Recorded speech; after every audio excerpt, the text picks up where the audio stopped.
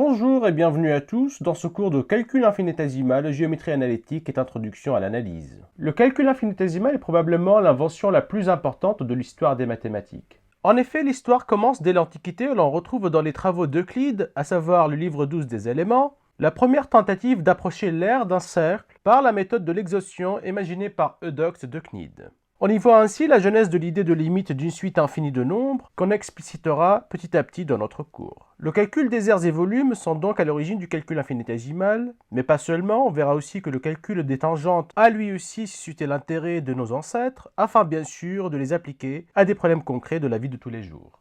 Un exemple célèbre de calcul d'aire et de périmètre est celui de la reine légendaire Elissa et de la peau de bœuf. En effet, cette légende raconte que Elissa, princesse de Tyr, dans l'actuel Liban, fuit sa ville natale suite à l'assassinat de son mari par son frère Pygmalion, dans le but d'accéder au pouvoir. Elle atteint Byrsa, une citadelle proche de l'actuelle Tunis, et y demande l'asile. On lui concède alors autant qu'il en pourrait tenir dans la peau d'un bœuf.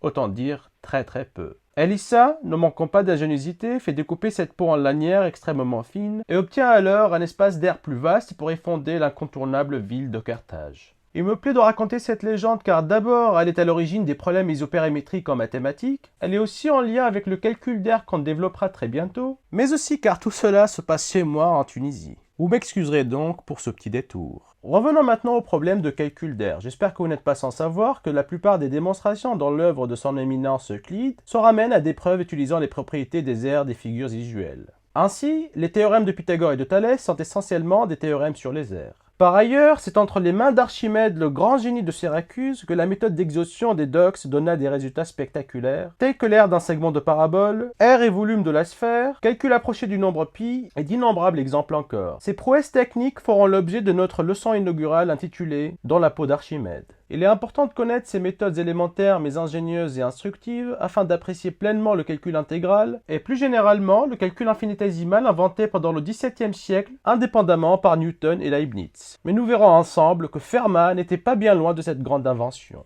Merci pour votre écoute et à très bientôt dans notre nouvelle aventure.